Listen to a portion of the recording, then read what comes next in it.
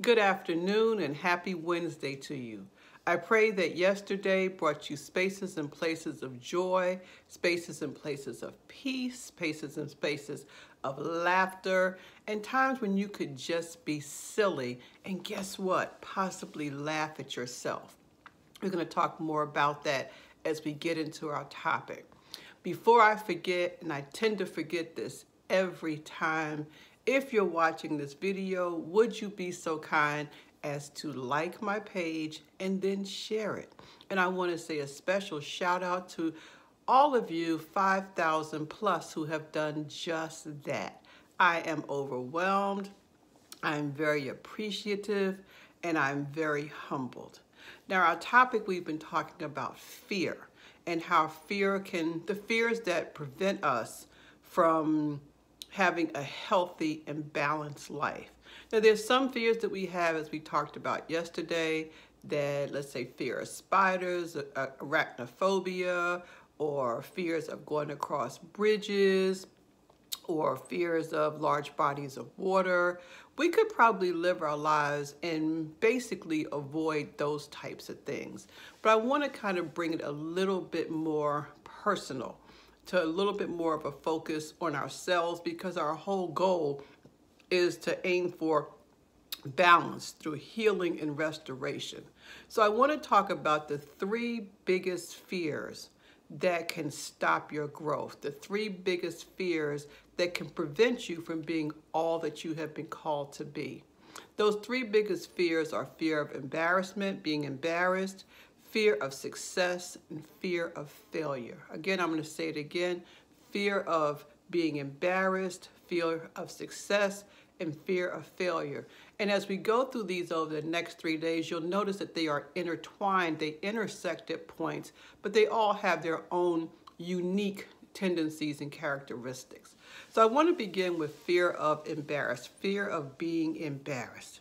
I don't know about you, but I grew up during a time when my caregivers would say, "You better not embarrass me." When we would go out in public, "You better not embarrass me. You better not do something that brings attention." And so a lot of us have even done that with our own children. They're doing something, they're being kids. They're doing what children do. A lot of us have expectation that our 3-year-old should just sit quiet and not move and be very well behaved when we're in the grocery store. But guess what? They're 3. But our thing is, we tell them, "You better not embarrass me. You better not." And so I want to share very briefly how I have been guilty of that in raising my own children. When my daughter was young, Barney was her favorite TV show. She loved Barney. And she was somewhere between maybe 3 and 5. And the Barney live show came to our area. And so we got tickets and I took her to the show. And she was just so excited. She sat on the edge of her seat through the whole show, and she just clapped her hands and sung the songs that she liked. And we were in a big auditorium, a big arena, and all these children were doing exactly the same thing that she was doing. They were enjoying Barney. The show that they had been watching on TV was now live on stage.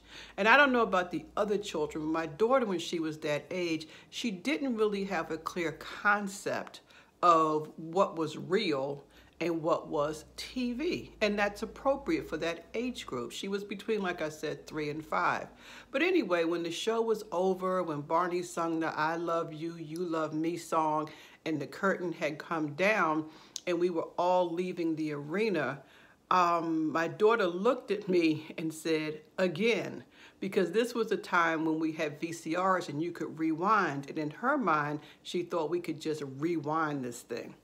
But as we were leaving, we noticed there were children who were not just saying again, they were falling out on the floor, crying and screaming, talking about, I don't want to go, Barney, come back, Barney, come back, Barney, come back. They were kicking and screaming and just having full-blown tantrums.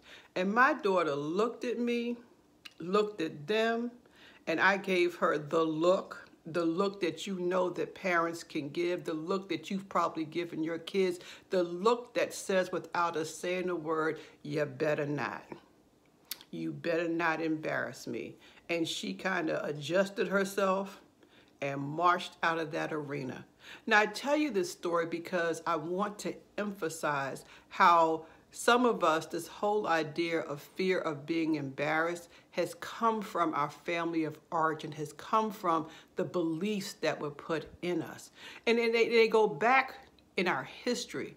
If you are a person of color or a person who have lived under oppressive governments or regimes, but I use my example as an African American, the legacy of slavery, I believe, is where some of that "you better not embarrass me" came from.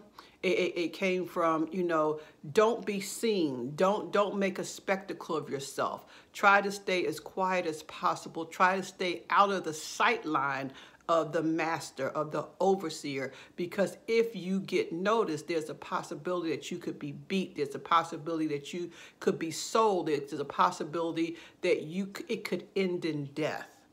And so I believe that unconsciously we began to continue this throughout our generations. We began to do this even though the real danger was no longer as present as it was in slavery times. And so we began to stifle sometimes our children's creativity. We began to stifle our own creativity, our own ability to fully express who we are, our own ability to give ourselves permission to even examine all of the different facets of ourselves. We learned how to be correct. We learned how to make sure that we had everything in order. We learned how to set a bar of perfection for ourselves that is usually too high for anyone to reach, all in the name of, you better not embarrass me, or I don't want to be embarrassed. What I'm here to tell you is, you know, maybe we need to relook at what that word embarrassment means. Because in itself, I don't know. You know, maybe look at how we're defining it. Maybe sometimes we're defining doing anything that's outside of our norm we consider debilitating. Maybe we define embarrassing as how it makes me feel about me. And I think that's closer to the issue. If I do something and people might laugh at me, people might make fun of me, it causes me to feel shame. It causes me to feel unworthy. It may cause me to feel like I'm not good enough. And we all may know what that feels like. Those are not necessarily the more pleasant feelings. But I'm here to tell you we can flip the script on that thing. And particularly in this fear of being embarrassed, we have the power of flipping the script. No one can make you feel embarrassed if you don't allow them. And if you think about it, you may say, I don't agree with you, but look at comics. You know, Lucy, I love Lucy, Lucille Ball, that show, she did what was called slapstick comedy. She would put herself in all sorts of situations specifically so that people could laugh, so that people could have a good time. And she did not internalize it. She did not define herself as that slapstick, always getting into trouble, harebrained type of woman. She knew who she was. And so what I would invite you to do is to take a small risk, take a baby step, and give yourself permission to laugh at yourself. Give yourself permission to be in a situation where you can laugh. And a really easy way to do it, but I'm going to say easy, but it may take a bit of courage, is I'm going to give you two examples. One, there's this app, I guess it's an app called TikTok. And I've seen a lot of people who come on there and they do the little TikTok dance and it's really cute. That's one way of allowing yourself to be a little silly, to be a little bit more relaxed, recognizing that the world's not going to stop, that you may not get the moves perfect, but it's being able to accept the parts of yourself that's not perfect. The second way is, since you may be self-distancing with people in your house, if not, you can call them, is to ask them, I want you to imitate me. Do an imitation of me.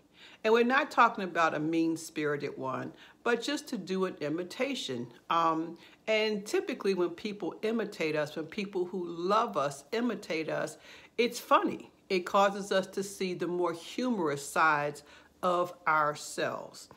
And when we give ourselves permission to not be so hard on ourselves, to be able to laugh at ourselves, things become less embarrassing. Now, I know I've said a lot, but I really want to encourage you to give yourself a break.